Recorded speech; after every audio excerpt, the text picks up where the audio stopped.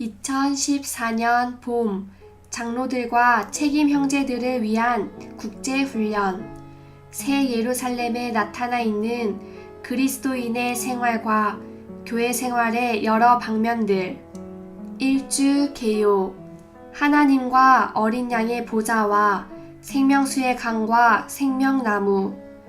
각각의 믿는 이는 작은 새 예루살렘이어야 하고 각 지방에 있는 교회는 그리스도를 중심과 전부로 하는 위대한 하나님 사람인 새 예루살렘의 축소판이어야 한다.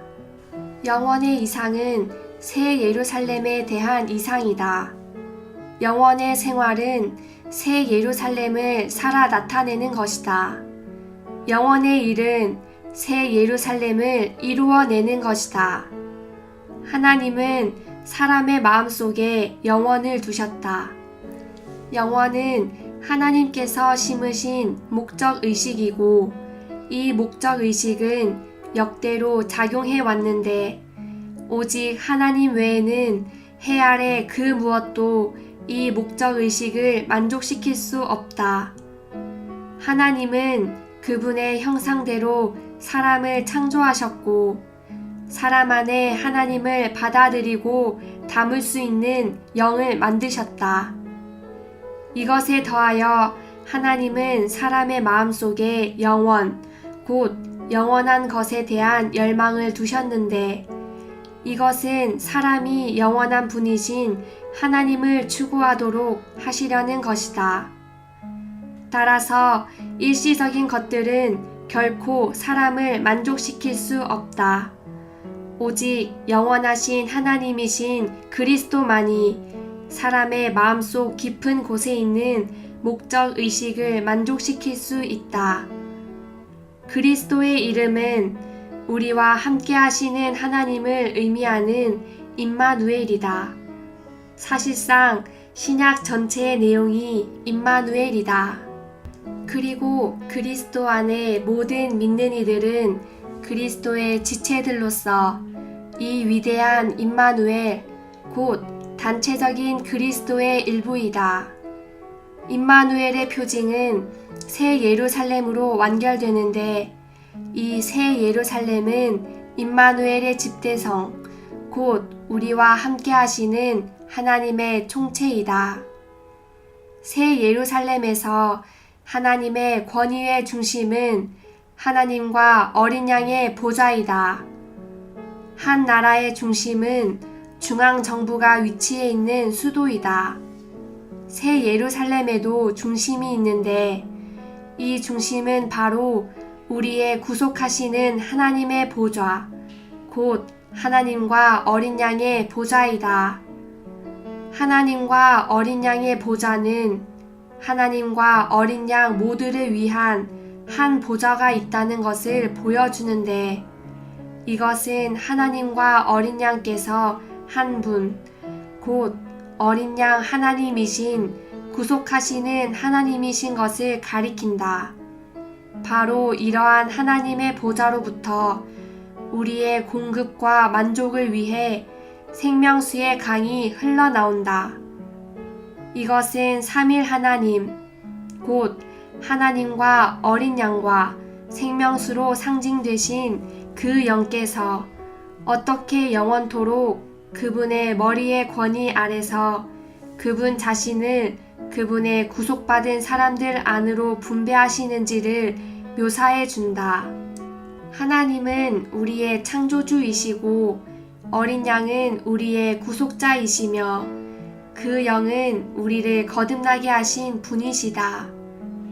하나님은 목적을 세우신 분이셨고 구속을 이루신 어린 양이 되셨으며 마지막으로 생명 주시는 흐르시는 영이 되셨다. 하나님의 사랑과 그리스도의 은혜와 성령의 교통은 우리의 영 안에 있는 은혜의 보좌로부터 우리 안에서 흐르시는 하나님과 어린 양과 그 영의 실제이다. 우리의 일상생활과 가정생활과 결혼생활과 직장생활과 교회생활에서 중심은 반드시 하나님의 보좌이어야 한다. 모든 것이 그분의 머리의 권위에 반드시 복종되어야 한다. 매일 아침 일어난 후에 우리는 주님께 이렇게 말씀드려야 한다. 주님, 제가 당신을 저의 주님으로 모실 수 있는 새로운 하루를 주셔서 당신께 감사드립니다. 저는 온종일 당신의 머리의 권위에 복종합니다. 주님, 저의 삶에 당신의 보좌를 세우소서. 제 존재의 중심에 당신의 보좌를 세우소서. 주님, 저의 하루 전체와 일상의 모든 일이 당신의 보좌 아래 있게 하소서. 우리가 매일 아침 3일 하나님께 이러한 기도를 드린다면 그 순간부터 우리 안에서는 생수가 흐를 것이다. 우리가 3일 하나님께 복종하여 그분을 우리의 머리로 취할 때마다 우리는 우리 안에 있는 생명수의 흐름을 누리게 된다. 우리 속에 생수의 흐름이 없다면 이것은 우리가 우리 존재의 바로 그 중심 안에서 3일 하나님의 주권과 머리의 지위와 권위를 받아들이거나 인정하지 않기 때문이다. 하나님은 그분 자신을 보좌로부터 흘러나오는 생명수의 강으로서 우리 속에 분배하심으로 새 예루살렘 전체를 공급하고 적시신다. 여기서 강은 창세기 2장 10절부터 14절까지, 시편 46편 4절, 에스겔서 47장 5절부터 9절까지에 나오는 강들로 예표되는데 흐르고 있는 생명의 풍성을 상징한다. 이 하나의 강은 창세기 2장 10절부터 14절까지에서 하나의 강이 갈라져 네 줄기가 되어 사방의 사람들에게 도달하듯이 거룩한 성의 사방으로 흐른다.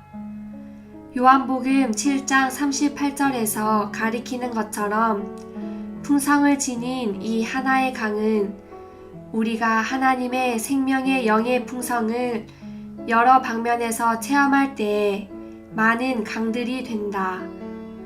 생명수는 하나님께서 그리스도 안에서 그 영으로서 그분 자신을 그분께서 구속하신 사람들 안으로 흘려 보내시어 그들의 생명과 생명 공급이 되시는 것을 상징한다.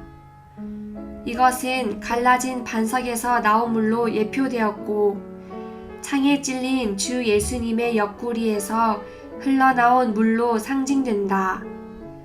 생명수는 수정처럼 빛나며 흐리거나 불투명한 것이 전혀 없다. 이 생명수가 우리 안에서 흐를 때 그것은 우리를 순수하게 하고 수정처럼 투명하게 만든다. 하나의 생명나무가 강 양쪽에서 자란다는 것은 생명나무가 하나님의 백성이 받아들이고 누릴 수 있도록 생명수의 흐름을 따라 퍼지고 뻗어나가는 일종의 덩쿨나무라는 것을 의미한다. 이 나무는 하나님께서 원래 의도하셨던 것을 영원히 이룬다. 생명나무에 이르는 길은 사람의 타락 때문에 사람에게 막혔지만 그리스도의 구속을 통하여 믿는 이들에게 열렸다. 오늘 생명나무이신 그리스도를 누리는 것은 믿는 이들의 공동 몫이다. 요한계시록 2장 7절에서 나무에 해당하는 헬라어 단어는 베드로전서 2장 24절에서 사용된 것과 같은 단어이며 목재를 의미한다. 따라서 여기에서 생명나무는 십자가에 못 박히시고 부활하신 그리스도를 상징한다. 이 그리스도는 오늘날 교회 안에 계시고 교회는 새 예루살렘으로 완결될 것이다. 이 새 예루살렘에서 십자가에 못 박히시고 부활하신 그리스도는 영원토록 하나님께서 구속하신 모든 백성을 양육하기 위한 생명나무가 되실 것이다. 생명나무를 먹는 것, 곧 우리의 생명 공급이신 그리스도를 누리는 것은 교회 생활에서 가장 중요한 일이 되어야 한다.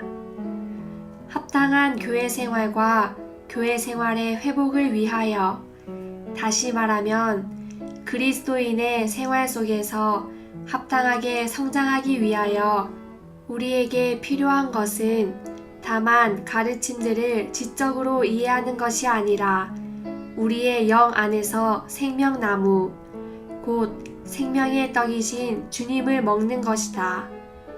우리는 성경 말씀까지도 단순히 우리의 생각을 가르치는 교리로 여겨서는 안 되며 우리의 영을 양육하는 음식으로 여겨야 한다. 하늘의 왕은 방문하실 때마다 그분의 사역을 통하여 자신을 더 계시하실 수 있는 기회를 만드셨다. 마태복음 15장 21절부터 28절까지에서 그분은 가나안 여인을 만나셨을 때 자신을 자녀들의 떡으로 계시하실 또 한 번의 기회를 만드셨다. 가나안 여인은 그분을 주님, 곧 신성한 분으로 여겼고 다윗의 자손, 곧 위대하고 높은 통치권을 가지신 왕가의 후손으로 여겼다.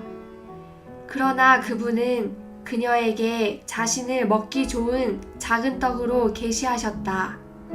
이것은 하늘의 왕이신 주님께서 그분의 백성에게 자신을 떡으로 먹이심으로써 그들을 다스리신다는 것을 암시하고 있다. 우리는 우리의 음식이신 그분으로 양육되어야만 그분의 왕국에 합당한 백성이 될 수 있다. 우리의 공급이신 그리스도를 먹는 것이 왕국의 실제 안에서 사는 왕국 백성이 되는 길이다. 가나안 여인이 와서 주님께 자신의 아픈 딸을 치료해 주시기를 간청하였으나 주님은 자신이 그녀를 먹이는 자녀들의 떡이라고 말씀하셨다. 이것은 우리가 어떤 필요가 있을 때마다 이 필요는 우리에게 주 예수님을 더 많이 먹는 것이 필요하다는 증거임을 보여준다. 우리는 우리의 여러 환경에서 이 비결, 곧 주님을 더 많이 먹는 것을 배워야 한다. 우리는 주 예수님을 우리 안으로 취해드리고 그분께서 우리의 음식과 모든 것이 되시도록 해야 한다. 이럴 때 우리의 환경들이 바뀔 것이다. 우리가 주 예수님을 더 많이 먹을 때 교회들은 살아날 것이다. 이것이 신약의 중심적인 관점이다. 2014년 봄 장로들과 책임 형제들을 위한 국제훈련, 새 예루살렘에 나타나 있는 그리스도인의 생활과 교회 생활의 여러 방면들, 일주 1일, 아침의 누림, 계시록 3장 12절. 이기는 이는 내가 나의 하나님의 성전에 기둥이 되도록 하겠다. 나는 나의 하나님의 이름과 나의 하나님의 성, 곧 하늘에서 나의 하나님에게서 내려오는 새 예루살렘의 이름과 나의 새 이름을 그 사람 위에 기록할 것이다. 전도서 3장 11절. 사람들의 마음에 영원을 심으셨느니라. 그러나 하나님이 하시는 일의 시종을 사람으로 측량할 수 없게 하셨도다.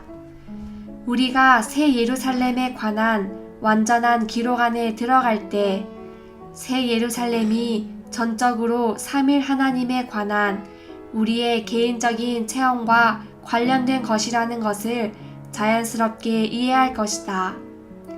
새 예루살렘을 단지 장래에 어떤 부류의 사람들만을 위한 객관적인 것으로 생각하지 말라. 우리는 요한계시록 21장과 22장에 기록된 것이 오늘날 우리가 매우 개인적인 방식으로 체험해야 하는 것들이라는 것을 반드시 깨달아야 한다. 체험적으로 말하면 합당하고 정상적인 모든 그리스도인은 작은 새 예루살렘이다. 우리는 단체적으로 묘사된 새 예루살렘의 특징을 어떤 것이든지 개별적으로 직접 체험해야 한다. 신성한 삼위성의 새 문이 우리 개인과 함께 있고 개개인 안에 있다. 더 나아가서 우리 개개인 안에는 반드시 하나님과 어린 양의 보좌가 있어야 한다. 우리는 반드시 우리 마음 안에서 그리고 우리의 영 안에서 그분을 보좌에 앉혀드려야 한다. 다시 말해서 바로 우리 존재의 중심에 하나님과 어린 양의 보좌가 있어야 한다. 오늘의 읽을 말씀. 하나님의 시야는 영원 과거부터 영원 미래까지이다. 하나님은 한 백성, 곧 그분 자신을 영광스럽게 하는 많은 사람들을 얻기 원하신다. 우리가 복음을 전하고 사람들을 얻는 것은 하나님의 이 필요를 채우기 위해서이다. 그러므로 하나님의 자녀들은 이상, 곧 영원의 이상을 가져야 한다. 이러한 이상은 우리의 일을 바꾸어 놓을 것이고 우리의 관점과 그리스도인의 생활을 바꾸어 놓을 것이다. 이 이상을 본 후에 우리는 과거에 우리의 하찮은 일을 계속하지 않을 것이고 과거의 관점과 방법 안에 계속 머무르지도 않을 것이며 우리의 작은 득실로 계속 염려하지도 않을 것이다. 우리는 들은 것은 쉽게 잊어버리지만 본 것은 쉽게 잊어버리지 않으며 교리는 쉽게 잊어버리지만 이상은 쉽게 잊어버리지 않는다는 것을 알아야 한다. 우리가 하는 일이 크든 작든 반드시 하나님의 계획과 관련되어야 한다. 하나님의 계획과 연결될 수 없는 모든 일은 하나님의 일로 간주될 수 없다. 전도서 3장 11절에서 영원은 하나님께서 심으신 목적의식이고 이 목적의식은 역대로 작용해 왔는데 오직 하나님 외에는 해 아래 그 무엇도 이 목적의식을 만족시킬 수 없다. 하나님은 그분의 형상대로 사람을 창조하셨고 사람 안에 영을 창조하시어 사람이 하나님을 받아들이고 담을 수 있도록 하셨다. 이것에 더하여 하나님은 사람의 마음속에 영원, 곧 영원한 것에 대한 열망을 두셨는데 이것은 사람이 영원한 분이신 하나님을 추구하도록 하시려는 것이었다. 따라서 일시적인 것들은 사람을 결코 만족시킬 수 없다. 오직 영원하신 하나님이신 그리스도만이 사람의 마음 깊은 속에 있는 목적의식을 만족시킬 수 있다. 그리스도의 이름은 우리와 함께 하시는 하나님을 의미하는 임마누엘이다. 이사야서 7장 14절에 있는 표징의 궁극적인 성취는 그리스도께서 육체가 되신 것이다. 이 육체 되심을 통해 예수 그리스도는 처녀 마리아에게서 태어나시어 이중 본성, 곧 신성한 본성과 인간 본성을 가진 한 아기가 되셨다. 이것의 결과로 임마누엘, 곧 우리와 함께 하시는 하나님께서 산출되셨다. 이 하나님은 이스라엘에 속한 사람들과 교회에 속한 사람들을 포함한 하나님의 백성을 구원하기 위한 분이시다. 하나님 사람, 곧 하나님과 사람의 연합이신 그리스도는 여호와의 싹이자 땅의 소산으로서 우리와 함께 하시는 하나님, 곧 임마누엘이시다. 임마누엘은 모든 것을 포함하신다. 그분은 가장 먼저 우리의 구주이시고 그 다음 우리의 구속자이시며 우리에게 생명 주시는 분이시고 모든 것을 포함하신 내주하시는 영이시다. 사실상 신약 전체의 내용이 임마누엘이며 그리스도 안에 모든 믿는 이들은 그리스도의 지체들이며 단체적인 그리스도인 이 위대한 임마누엘의 일부이다. 임마누엘의 표징은 새 예루살렘으로 완결되는데 이 새 예루살렘은 임마누엘의 집대성, 곧 우리와 함께 하시는 하나님의 총체이다. 추가로 읽을 말씀, 하나님의 신약 경륜 38장, 워치만니 전집 36권, 중심 메시지, 계시를 구하는 기도. 2014년 봄, 장로들과 책임 형제들을 위한 국제훈련. 새 예루살렘에 나타나 있는 그리스도인의 생활과 교회 생활의 여러 방면들. 1주 2일, 아침의 누림. 계시록 22장 1절. 또 그 천사는 나에게 수정처럼 빛나는 생명수의 강을 보여주었습니다. 그 강은 하나님과 어린 양의 보좌에서 흘러나와 그 성의 길 가운데로 흐르고 있었습니다. 계시록 22장 3절. 더 이상 저주가 없을 것이고 하나님과 어린 양의 보좌가 그 성 안에 있을 것이며 그분의 노예들이 그분을 섬길 것입니다. 나라마다 중심이 있다. 한 나라의 중심은 중앙정부가 위치해 있는 수도이다. 새 예루살렘에도 중심이 있는데 이 중심은 바로 우리의 구속하시는 하나님의 보좌, 곧 하나님과 어린 양의 보좌이다. 하나님과 어린 양의 보좌, 즉 하나님과 어린 양 두 분을 위한 하나의 보좌는 하나님과 어린 양께서 한 분이시라는 것을 의미한다.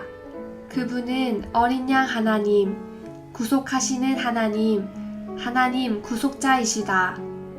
영원 안에서 보좌에 계신 하나님은 바로 우리를 구속하시는 하나님이시며 그 보좌로부터 우리의 공급과 만족을 위해 생명수의 강이 흘러나온다.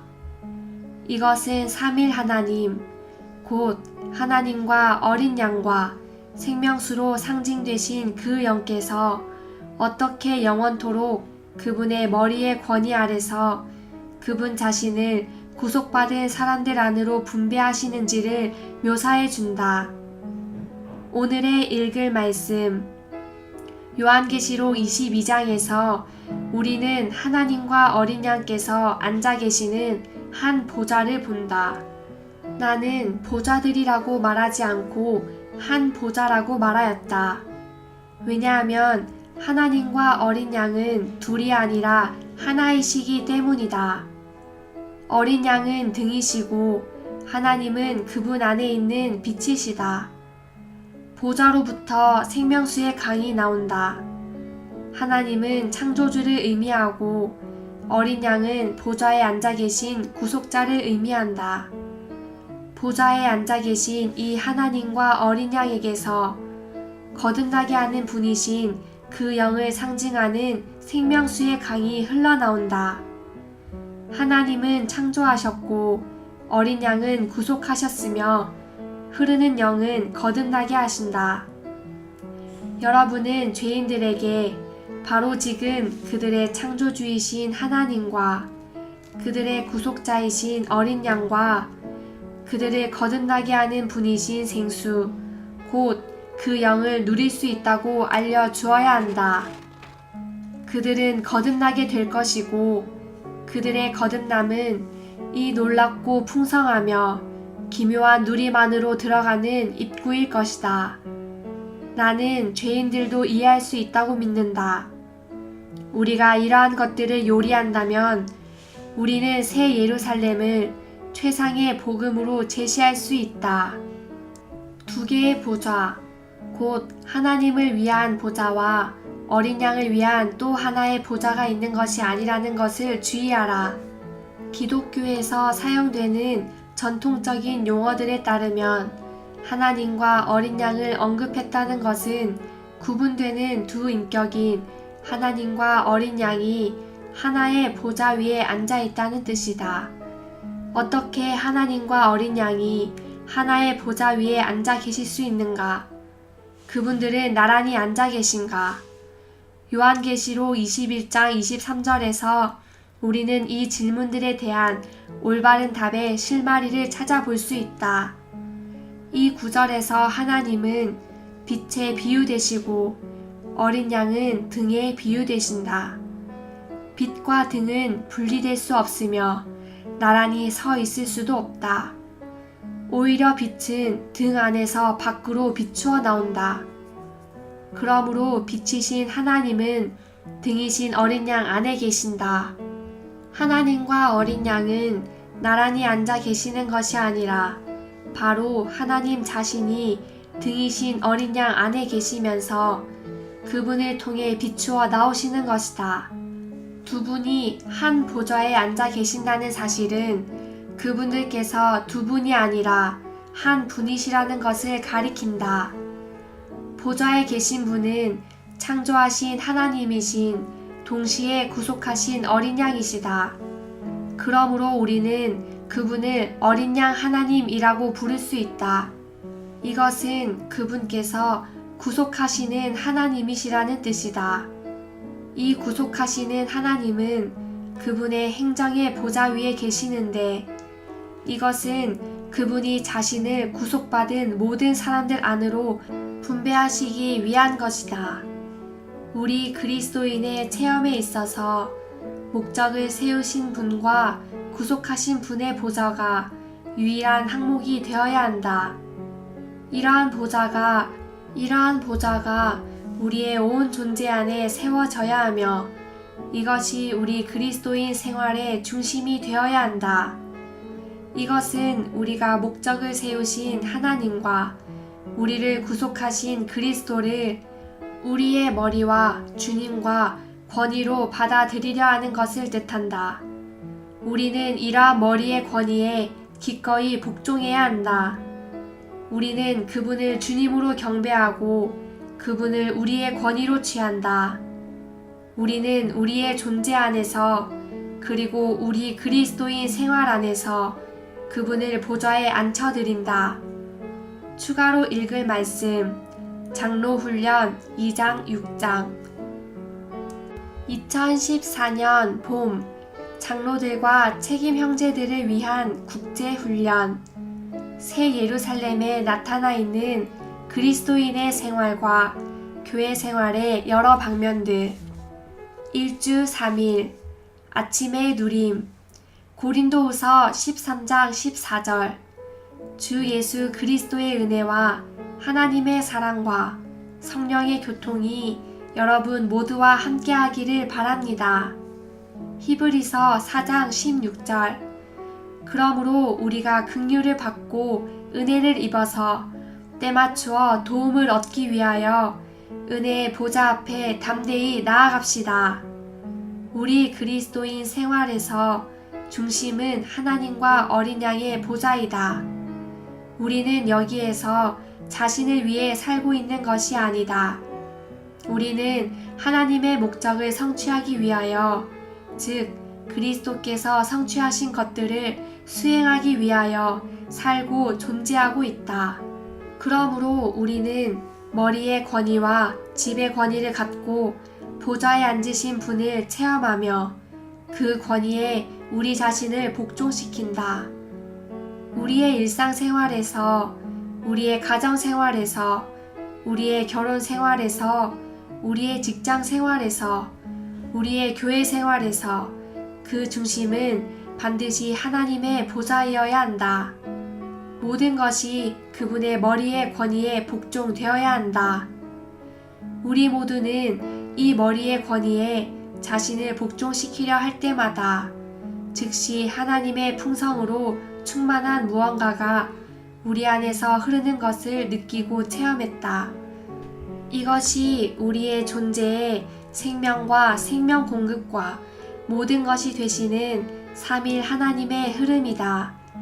우리는 우리 안에서 그런 흐름을 느끼는데 이 흐름은 생명수로서 하나님과 어린 양의 보좌로부터 나온다.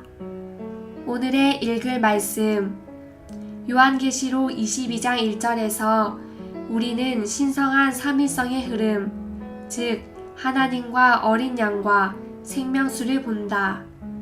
요한복음 7장 38절과 39절에 따르면 생명수는 그 영을 가리킨다. 하나님은 목적을 가진 분이셨고 구속하는 어린 양이 되셨으며 마지막으로 생명 주시는 영, 흐르시는 영이 되셨다. 하나님께서 생명수 안에서 흐르시고 어린 양께서 생명수 안에서 흐르시며 그 영께서 생명수로서 흐르신다. 그러므로 이것은 삼일의 흐름, 곧 생명 공급 자체이신 신성한 삼일성의 흐름이다. 이것을 하나의 신학적인 가르침으로 받아서는 안 된다. 우리의 매일의 체험에 따르면 우리 그리스도인들은 매일매일 신성한 삼일성의 흐름을 체험해야 한다. 매일 아침 일어난 후에 우리는 주님께 이렇게 말씀드려야 한다. 주님, 제가 당신을 저의 주님으로 모실 수 있는 새로운 하루를 주셔서 당신께 감사드립니다. 저는 온종일 당신의 머리에 권위에 복종합니다. 주님, 저의 삶에 당신의 보좌를 세우소서. 제 존재의 중심에 당신의 보좌를 세우소서. 주님, 저의 하루 전체와 일상의 모든 일이 당신의 보좌 아래 있게 하소서. 우리가 매일 아침 삼일 하나님께 이러한 기도를 드린다면 그 순간부터 우리 안에서는 생수가 흐를 것이다. 이 생수의 흐름이 곧 삼일 하나님의 흐름이다. 오늘날 삼일 하나님께서 우리 안에서 흐르신다는 것은 작은 일이 아니다. 그분은 목적을 세우신 분으로서, 구속을 이루신 분으로서, 생명 주시는 영이신 분으로서 우리 안에서 흐르신다. 이분이 바로 생수로서 우리에게 도달하신 삼일 하나님의 완결이시다. 오늘날 많은 그리스도인들이 이런 주관적인 계시를 놓쳤다. 나는 우리 모두가 삼일 하나님을 우리의 머리로 취하면서 그분께 우리 자신을 복종시킬 때마다 우리 안에서 하나의 흐름을 누리게 되는 것을 체험적으로 깨닫기 바란다. 우리는 보좌가 사라질 때마다 흐름의 근원이 사라진다는 것을 깨달아야 한다. 이것이 우리가 많은 경우에 건조하고 심지어 메말랐다는 느낌을 갖는 이유이다. 우리 속에 생수의 흐름이 없다면 이것은 우리가 우리 존재의 바로 그 중심 안에서 삼일 하나님의 주권과 머리의 지위와 권위를 받아들이거나 인정하지 않기 때문이다. 바로 이런 이유 때문에 보좌가 새 예루살렘과 관련하여 마지막 항목으로 게시된 것이다. 보좌가 없으면 새 예루살렘의 중심이 없으며 보좌가 없으면 생명의 흐름이 없다. 그 결과 새 예루살렘 전체는 말라버릴 것이고 심지어 굶어 죽게 될 것이다. 생명수는 보좌로부터 흐르고 생명나무는 생명수 안에서 그리고 하나님의 구속받은 이들이 영원토록 먹을 수 있도록 때를 따라 열매를 산출하는 하나의 덩굴나무로서 생명수의 강 양쪽에서 자란다. 생명수와 생명나무는 둘 다 보좌로부터 나온 산출물이다. 만일 우리 안에 보좌가 없다면 산출물이 무엇이겠는가? 많은 그리스도인들이 메마르고 굶어 죽을 지경이고 생명의 성장이 없다. 그것은 그들이 보좌를 하늘들에 모셔놓고 자신의 체험 가운데 두지 않기 때문이다. 추가로 읽을 말씀 하나님의 신약 경륜 38장 하나님의 건축의 이상 17장 2014년 봄 장로들과 책임 형제들을 위한 국제훈련 새 예루살렘에 나타나 있는 그리스도인의 생활과 교회 생활의 여러 방면들. 일주 4일 아침의 누림. 창세기 2장 10절. 강 하나가 에덴에서 흘러나와 동산을 적시고 그곳에서 갈라져 네 줄기가 되었다. 요한복음 7장 38절. 나를 믿는 사람은 성경에서 말한 대로 그의 가장 깊은 곳에서 생수의 강들이 흘러나올 것입니다. 보좌 위에 앉아 계신 구속하시는 하나님은 보좌로부터 나오는 강에 의해 그분 자신을 구속받은 모든 사람 안으로 분배하신다. 요한계시록 22장 1절에 따르면 이 강은 생명수의 강이라고 불린다. 이 강은 창세기 2장 10절부터 14절까지, 시편 46편 4절, 에스겔서 47장 5절부터 9절까지에 나오는 강들로 예표되는데 흐르고 있는 생명의 풍성을 상징한다. 이 하나의 강은 창세기 2장 10절부터 14절까지에서 하나의 강이 갈라져 네 줄기가 되어 사방의 사람들에게 도달하듯이 거룩한 성의 사방으로 흐른다. 요한복음 7장 38절에서 가리키는 것처럼 풍성을 지닌 이 하나의 강은 우리의 체험에서 많은 강들이 된다. 생명수는 하나님께서 그리스도 안에서 그 영으로서 그분 자신을 그분께서 구속하신 사람들 안으로 흘려 보내시어 그들의 생명과 생명 공급이 되시는 것을 상징한다. 이것은 갈라진 반석에서 나온 물로 예표되었고 창에 찔린 주 예수님의 옆구리에서 흘러나온 물로 상징된다. 여기에 이 생명수는 하나님과 어린 양의 보좌로부터 흘러나오는 강이 되어 새 예루살렘 전체를 공급하고 적신다. 이와 같이 새 예루살렘은 신성한 생명으로 충만하게 되어 하나님의 생명의 영광 안에서 하나님을 표현한다. 오늘의 읽을 말씀. 우리는 이 강을 더 자세히 볼 필요가 있다. 창세기 2장 10절은 강 하나가 에덴에서 흘러나와 동산을 적시고 그곳에서 갈라져 네 줄기가 되었다라고 말한다. 이 구절에 따르면 하나의 강은 마침내 땅의 사방으로 이르는 네 근원이 되었다. 구약에는 이 강을 언급하는 다른 많은 구절이 있다. 시편 46편 4절은 한 강이 있어 나뉘어 흘러 하나님의 성을 기쁘게 하도다 라고 말한다.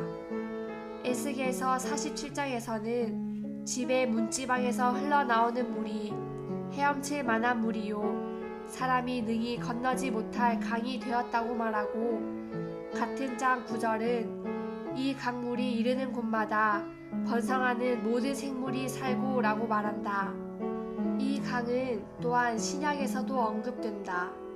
이스라엘 자손과 그들이 광야에서 방황하는 것에 대해 말하면서 고린도전서 10장 4절은 모두 똑같은 영적인 물을 마셨습니다. 그들은 자기들을 따르는 영적인 반석에서 마셨는데 그 반석은 그리스도였습니다 라고 말한다. 이스라엘 자손들이 목마름으로 인해 불평하고 있을 때 하나님은 모세에게 반석을 쳐서 거기에서 나오는 물을 사람들이 마시도록 하라고 말씀하셨다. 메맞은 반석에서 나온 물은 생명 주시는 영의 예표였다.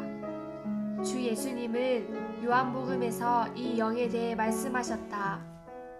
요한복음 4장 10절에서 주님은 사마리아 여인에게 자신이 생수를 주는 분이라고 말씀하셨고, 14절에서는 누구든지 내가 주는 물을 마시는 사람은 영원히 목마르지 않을 것입니다. 내가 주는 물은 그 사람 안에서 원천이 되어 샘솟아 올라 영원한 생명에 이를 것입니다 라고 말씀하셨다. 더욱이 요한복음 7장 37절과 38절에서 주 예수님은 누구든지 목마르거든 나에게로 와서 마시십시오. 나를 믿는 사람은 성경에서 말한 대로 그의 가장 깊은 곳에서 생수의 강들이 흘러나올 것입니다. 라고 말씀하셨다. 여기서 우리는 이 하나의 강이 많은 강들이 되는 것을 본다.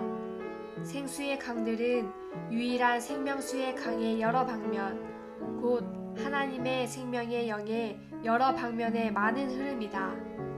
이처럼 만일 우리가 요한계시록 22장 1절에 언급된 생명수의 강의 의미를 이해하고자 한다면 반드시 우리는 성경 전체에 걸쳐서 이 강에 대한 문제의 기원과 그 발전을 추적해 보아야 한다.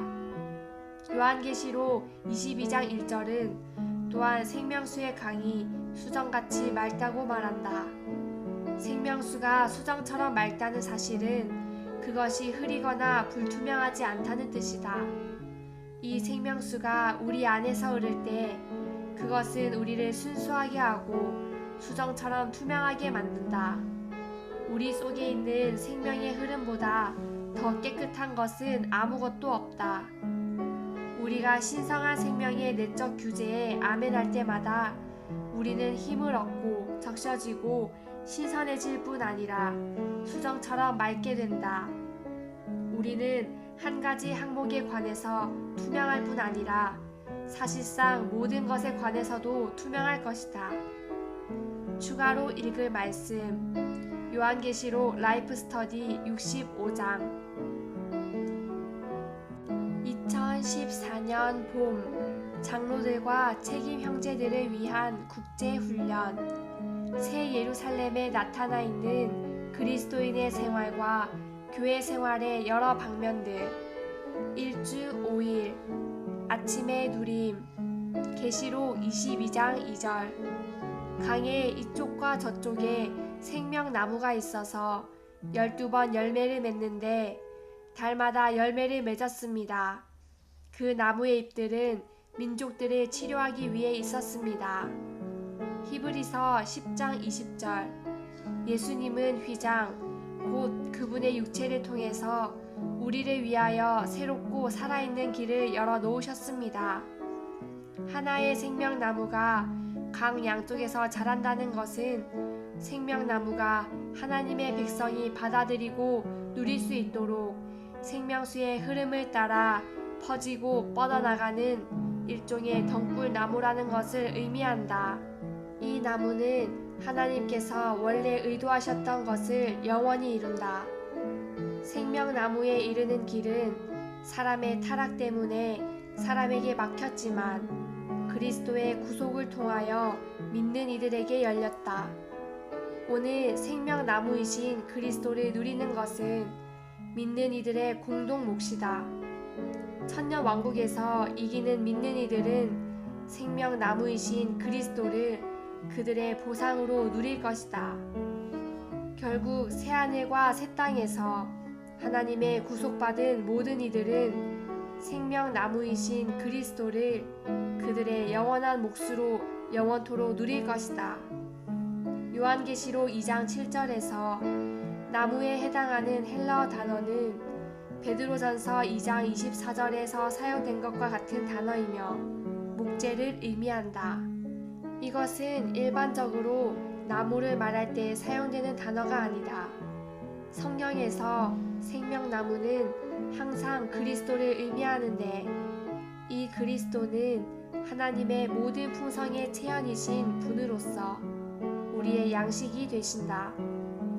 여기에서 생명나무는 십자가에 못 박히시고 부활하신 그리스도를 상징한다. 이 그리스도는 오늘날 교회 안에 계시고 교회는 새 예루살렘으로 완결될 것이다. 이 새 예루살렘에서 십자가에 못 박히시고 부활하신 그리스도는 영원토록 하나님께서 구속하신 모든 백성을 양육하기 위한 생명나무가 되실 것이다. 오늘의 읽을 말씀 생명나무가 있는 태초로 돌아갈 때 우리는 그리스도를 생명 공급으로 누린다. 생명나무를 먹는 것, 곧 우리의 생명 공급이신 그리스도를 누리는 것은 교회 생활에서 가장 중요한 일이 되어야 한다. 교회 생활의 내용은 그리스도에 대한 누림에 달려 있다. 우리가 그분을 누릴수록 그 내용은 더 풍성하게 될 것이다. 그런데 그리스도를 누리는 것은 우리에게 첫째가는 사랑으로 그분을 사랑할 것을 요구한다. 만일 우리가 주님을 향한 첫째가는 사랑을 떠난다면 우리는 그리스도에 대한 누림을 잃게 되고 예수님의 증거를 상실하게 될 것이다. 또한 등잔대가 우리에게서 옮겨질 것이다. 주님을 사랑하는 것과 주님을 누리는 것과 주님의 증거가 되는 것은 함께한다. 요한계시록 2장 7절에서 주님은 이기는 이에게 생명나무를 주어서 먹게 할 것이라고 말씀하셨다. 종교는 늘 가르치지만 주님은 먹을 것을 공급하신다. 사도 바울도 믿는 이들을 먹임으로써 동일한 일을 했다. 합당한 교회 생활과 교회 생활의 회복을 위하여, 다시 말하면 그리스도인의 생활 속에서 합당하게 성장하기 위하여 우리에게 필요한 것은 다만 가르침들을 지적으로 이해하는 것이 아니라 우리의 영 안에서 생명의 떡이신 주님을 먹는 것이다. 우리는 성경 말씀까지도 단순히 우리의 생각을 가르치는 교리로 여겨서는 안 되며 우리의 영을 양육하는 음식으로 여겨야 한다. 에베소에 보낸 서신의 이 부분에서 주님은 이기는 이들에게 생명나무를 주어서 먹게 할 것이다 라고 약속하신다. 이것은 하나님께서 정하신 것인 먹는 문제에 관해 말하는 창세기 2장 8절과 9절, 16절을 상기시킨다. 버가모 교회에게 보내는 편지에서 주님은 이기는 이들에게 감추어진 만나를 먹게 하겠다고 약속하신다. 그것은 광야에서 이스라엘 자손들이 만나를 먹은 것을 가리킨다. 그리고 라오디게아 교회에게 보내는 편지에서 주님은 그분께 문을 여는 사람과 함께 정찬을 먹을 것이라고 약속하신다. 정찬을 먹는 것은 단지 한 가지 음식만 먹는 것이 아니라 풍성한 식사를 하는 것이다. 이것은 이스라엘 자손들이 가나안 좋은 땅에 풍성한 소산물을 먹는 것을 가리킨다. 이것은 주님께서 하나님의 백성이 하나님께서 정하신 합당한 음식을 먹는 것을 회복하기를 갈망하신다는 것을 가리킨다. 하나님께서 정하신 합당한 음식은 생명나무와 만나와 좋은 땅의 소산물로 예표된다.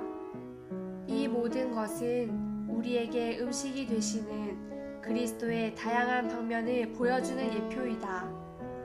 우리는 그리스도를 생명나무와 감추어진 만나로 먹을 뿐 아니라 그분의 풍성으로 가득한 정찬으로 먹어야 한다. 추가로 읽을 말씀, 요한계시록 라이프 스터디 10장. 2014년 봄, 장로들과 책임 형제들을 위한 국제훈련, 새 예루살렘에 나타나 있는 그리스도인의 생활과 교회 생활의 여러 방면들. 일주 6일, 아침의 누림.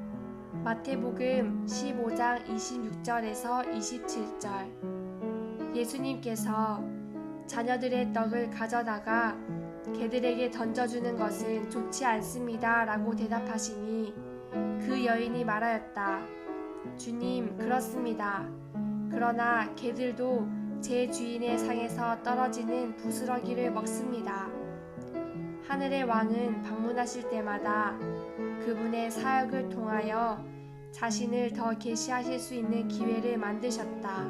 마태복음 9장과 12장에서 발생한 상황을 통하여 주님은 자신을 의사, 신랑, 새 천조각, 새 포도주, 목자, 참된 다윗, 더 큰 성전, 추수의 주님, 요나보다 더 크신 분, 솔로몬보다 더 크신 분으로 계시하실 기회를 가지셨다. 여기서 그분은 자신을 자녀들의 떡으로 계시하실 또 한 번의 기회를 만드셨다. 가나안 여인은 그분을 주님, 곧 신성한 분으로 여겼고 다윗의 자손 곧 위대하고 높은 통치권을 가지신 왕가의 후손으로 여겼다. 그러나 그분은 그녀에게 자신을 먹기 좋은 작은 떡으로 계시하셨다. 이것은 하늘의 왕이신 주님께서 그분의 백성에게 자신을 떡으로 먹이심으로써 그들을 다스리신다는 것을 암시하고 있다. 우리는 우리의 음식이신 그분으로 양육되어야만 그분의 왕국에 합당한 백성이 될 수 있다. 우리의 공급이신 그리스도를 먹는 것이 왕국의 실제 안에서 사는 왕국 백성이 되는 길이다. 오늘의 읽을 말씀. 가나안 여인은 주님께 와서 자신을 위해 무언가를 해 주시기를 요청했다. 그녀는 주님께 자신의 병든 딸을 고쳐 주시기를 간청했다. 그러나 주님의 대답에는 그분께서 무언가를 하실 것이라는 암시가 조금도 없었다. 주님은 자신이 그녀를 먹이는 떡이라고 말씀하셨다. 이것으로 우리는 주 예수님께서 우리를 위해 무언가를 해 주실 필요가 없다는 것을 이해하게 된다. 대신에 우리는 주 예수님을 먹을 필요가 있다. 자매들이여, 여러분의 남편이 병들었는가? 주님께 먼저 남편의 병을 고쳐달라고 간구하지 말라. 여러분의 남편이 아픈 이유는 여러분이 주 예수님을 먹도록 하려는 것이다. 주 예수님을 여러분 안에 받아들이라. 그러면 여러분의 남편의 병이 치료될 것이다. 자녀들의 불순종으로 인해 화가 나는가? 여러분은 주님께서 기적을 베푸셔서 자녀들을 순종적이 되게 해달라고 자주 기도한다. 그러나 그렇게 기도할수록 그 기도는 효력이 없어진다. 더 많이 기도할수록 여러분의 자녀들은 더욱더 불순종하게 된다. 이제 여러분은 이 비결을 반드시 배워야 한다. 여러분은 주님을 더 많이 먹어야 한다. 여러분이 주님을 잘 먹으면 여러분의 자녀들은 치료될 것이다. 우리에게 어떤 필요가 있을 때마다 이 필요는 우리가 주 예수님을 먹을 필요가 있다는 증거이다. 직업을 잃었는가? 더 좋은 직업을 얻도록 주님께 기도하지 말라. 여러분에게 필요한 전부는 주 예수님을 먹는 것이다. 그럴 때 직업이 생길 것이다. 주 예수님께 여러분 밖에서 무언가를 해 주시기를 요청하지 말라. 대신에 주 예수님을 먹고 그분을 여러분의 존재 안으로 받아들이라.